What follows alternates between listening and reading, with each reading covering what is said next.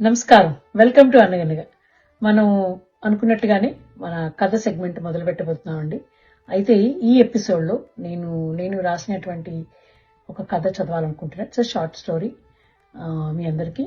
దాని పేరు అప్పుడే నేను చెప్పట్లేదు. కథ అంతా చదివేసిన తర్వాత కథ మధ్యలో ఆ, అంటే ఒక సంఘటనకు అనుగుణంగా పేరు వస్తుంది. అప్పుడు నేను చివరిలో అక్కడ రిఫర్ చేసిన తర్వాత చివరిలో కూడా ఈ యొక్క షార్ట్ స్టోరీ యొక్క పేరుని మనం తెలుసుకుందామండి.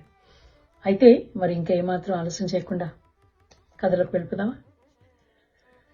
బాగా పొద్దుకి 8 అవుతున్నా ప్రసాదరావు ఇంకా మంచం మీద పడుకుని ఉండటం సరోజినికి ఆశ్చర్యాన్ని కలిగించింది. 6 గంటలకే టీ అంటూ మొదలుపెట్టే తన భర్త ఈరోజు ముభావంగా ఉండటాన్ని గమనించింది. మంచం మీద నుండి లేవకపోయినా నిద్రలో మాత్రం లేరు. ఏదో అసహనంగా అటు ఇటు కదలడాన్ని గమనించింది. ఇంకా లాభం లేదని తనే లేచి టీ పెట్టి ఆ కప్తో ఆయన మాట్లాడించడానికి ప్రయత్నం చేసింది. ఏదో పరధ్యానంలో ఉన్న ప్రసాదరావు భార్య రావడాన్ని గమనించలేదు. సరోజిని కలగజేసుకుని ఎంతో ప్రేమతో భర్త చేతికి టీ అందించింది. ఆయనని అలా ముభావంగా చూడటానికి తను ఇష్టపడలేదు. తెల్లవారింది మొదలు టీ, పలహారం, భోజనం అంటూ తనని పరుగులు పెట్టే ఆయన ఈరోజు తన చేతికి టీ అందించే వరకు ఏది అడగటం లేదు. ప్రసాదరావు వయస్సు 7-10 దాటి 2 లేదా 3 ఏళ్లు ఉండవచ్చు. సరోజిని ఆయన కంటే 10 ఏళ్లు చిన్నది. రాత్రి జరిగిన గొడవ ప్రసాదరావుని చాలా బాధించింది. ఆ రోజంతా ఆయన అదేలాగా ఉండడాన్ని సరోజిని తట్టుకోలేకపోయింది. ఈ సంఘటన తన్ని కూడా అంతే బాధించింది. కానీ తను డీలా పడితే ఈయన మరింత కృంగిపోతారని గ్రహించి ధైర్యం తెచ్చుకుని తన ముఖంలో ఎలాంటి ఫీలింగ్స్ కనబడకుండా భర్తతో ఏదో ఒకటి మాట్లాడి ప్రయత్నం చేస్తుంది.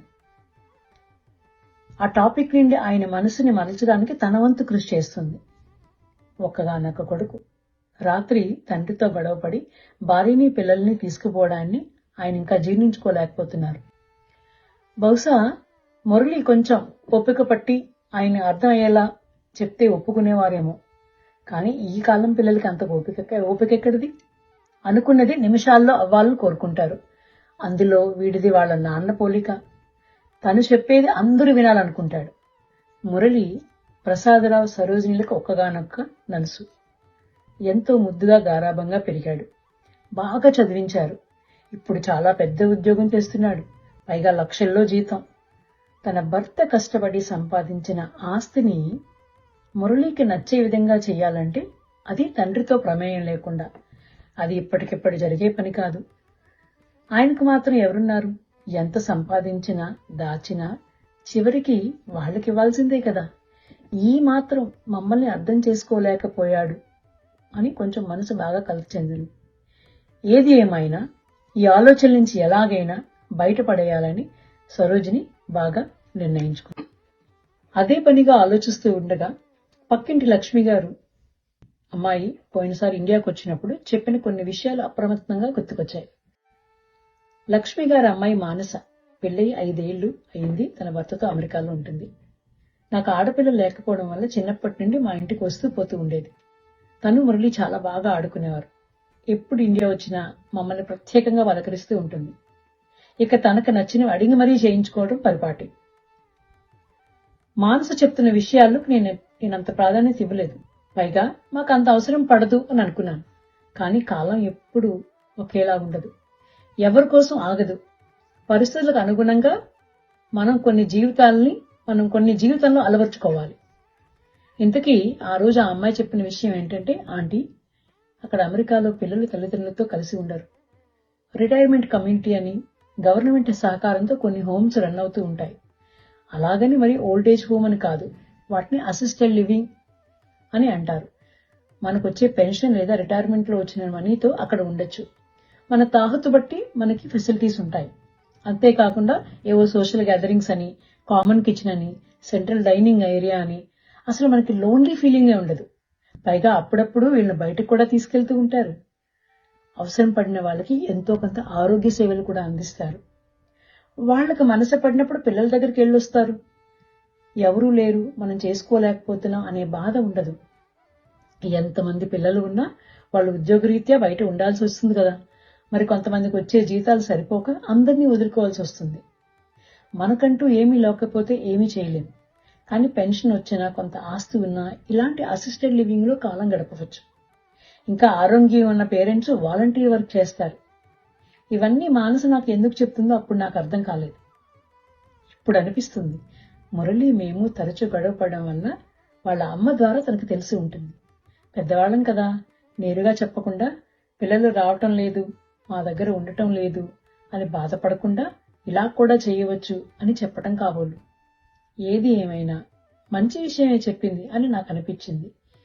ఇదే మాట ఆయనతో చెప్పడానికి నాకు ఎంత సమయం పడుతుందో చూడాలి అని మనసులో ఆలోచిస్తూ తన పని తను చేసుకోసాగింది. సరోజిని అని పిలిచిన ప్రసాదరావు దగ్గరికి వచ్చి ఆయన మొదలు పెట్టక ముందే, ఆగండి, నేను మీకు ఒక విషయం చెప్పాలి, అది విన్నాక మీరు చెప్పింది నేను వింటాను అని తనకు మాట్లాడే అవకాశం ఇవ్వకుండా తినే మొదలుపెట్టింది. మానస చెప్పింది అంతా వివరంగా చెప్పింది. ఏమండి, మీకు పెన్షన్ వస్తుంది, పైగా మనకి ఆస్తి కూడా ఉంది, ఇద్దరు లోన్లీగా ఉన్నామన్న బాధ తప్ప మనకి వేరే ఇబ్బందులు లేవు. వాడు ఉద్యోగరీత్యా అక్కడే ఉండాలి, మనకి చూడాలి అనిపించినప్పుడు వెళ్దాం, లేదంటే ఇక్కడే ఉందాం. ఇలా ఒంటరిగా కాకుండా మనతో పాటు మనలా విడిగా ఉన్న వాళ్ళను కూడా మనతో కలుపుకుందాం. ఓపిక ఉన్న వాళ్ళు చేస్తారు, లేదంటే ఒకరినో ఇద్దరినో పని వాళ్ళని పెట్టి చేయించుకుందాం. మనకి టైంపాస్ అవుతుంది, మనలాంటి నలుగురికి ఇక్కడ ఆశ్రయం కలిగించవచ్చు. ఇది ఓల్డ్ ఏజ్ హోమ్ అని నేను అనను, మానస చెప్పినట్టు అసిస్టెడ్ లివింగ్ అనుకుందాం. మనిషికి ఇంత పెట్టి వాళ్ళకు కావలసిన చూడొచ్చు, మీకు కూడా కాలక్షేపం అవుతుంది, ఏదో ఒక పనుంటే వేరే ఆలోచనలు రాకుండా ఉంటాయి. మనకు మనసు పడినప్పుడు వెళ్లి వాళ్ళ ఇంట్లో 4 రోజులు గడిపి వద్దాం, ఏమంటారు అని ఒక నిమిషం మౌనంగా ప్రసాదరావుని గమనించింది. తను చెప్పింది ఆయనకి అంతగా నచ్చినట్లేదు అని గ్రహించిన సరోజిని తన మాటల్ని ఇంకా పొడిగించింది.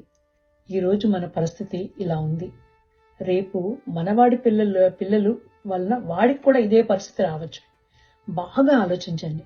ఇలాంటిది ఒకటి మనతో మొదలు పెడితే అదే వాడికి మార్గదర్శకం అవుతుంది. ఇందులో తప్పేముంది? మన బాధ్యతను తీరిపోయాక మనం మన వాళ్ళకి భారం కాకుండా మన జీవితాన్ని ప్రశాంతంగా గడపటమే అని ఇంకా మాట పూర్తి కాకుండానే ప్రసాదరావు కళ్ళల్లో ఒక మెరుపు చూసింది. ఆయనకి అన్నిటికంటే రేపు మన వాడికి ఇలాంటి పరిస్థితి అనగానే ఆయన ఆలోచనలో పడ్డారు. ఎందుకంటే తనకి చాలా గుండె బలం మరియు ధైర్యం కూడా ఎక్కువే. అయినా చాలా కృంగిపోయారు. మరి తన కొడుకు చాలా సున్నిత మనస్కుడు, మరి రేపు తన బిడ్డలు ఇలాగ ప్రశ్నిస్తే తట్టుకోగలడా అని అందుకే తను మొదలుపెట్టి కొడుకుకి దీని గురించి చెప్పొచ్చు అనుకున్నాడేమో. చాలా మంచి విషయం చెప్పావు, రేపే దీని గురించి ఆలోచించి ఒక నిర్ణయం చేద్దాం అని ప్రశాంతంగా నిద్రలోకి జారుకున్నాడు. కొన్ని నెలల తర్వాత ఆ ఇంటికి కొన్ని మార్పులు జరిగి ఆ హోమ్కి ఒక పేరు తగిలించి ఉంది. సదా మీ సేవలో అసిస్టెడ్ లివింగ్ అని ఉంది.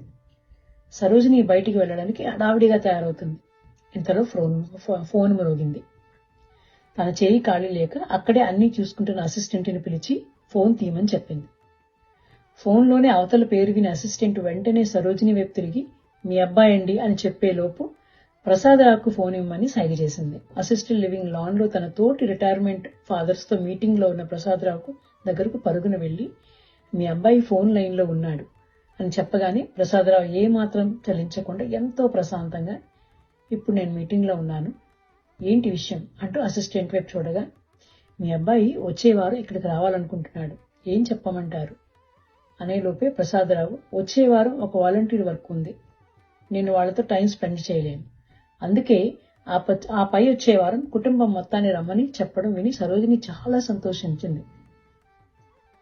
భర్తలో ఈ మార్పే తను కోరుకున్నది.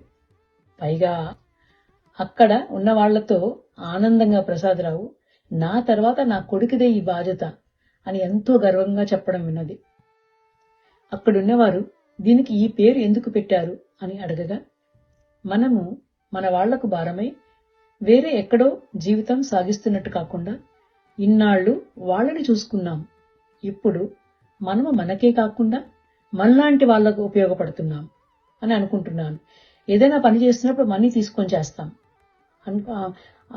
చేస్తున్నాం. కానీ సేవాభావంతో చేసేది ఏదైనా శ్రద్ధగా ప్రేమతో చేస్తాం. దానికి ఫలితం ఎక్కువ ఉంటుంది. ప్రేమ అనేదానికి నిర్వచన రూపం లేదు. ఎప్పుడైనా ఎక్కడైనా ఎవరి మీదైనా చూపించవచ్చు. అందుకే ఈ హోమ్కి సదా మీ సేవలో అని పేరు పెట్టాం. సో ఈ స్టోరీ నేమ్ సదా మీ సేవలో అసిస్టెడ్ లివింగ్. అంటే ప్రసాదరావు గారు తనకు ఏదో జరిగింది అనుకోకుండా తన వల్ల తన పిల్లల వల్ల తన తప్పేదో జరిగింది, లేదా తనకి పిల్లలకి మధ్య ఉన్నటువంటి బంధాన్ని గౌరవిస్తూ, అలాగే మారినటువంటి కాల పరిస్థితులకు అనుగుణంగా ఆయన ఈ నిర్ణయం తీసుకొని ఈ హోమ్ని రన్ చేస్తూ, తనతో పాటు చాలా మంది తల్లిదండ్రులు కూడా అందులో ఆయన జాయిన్ చేసుకున్నారండి.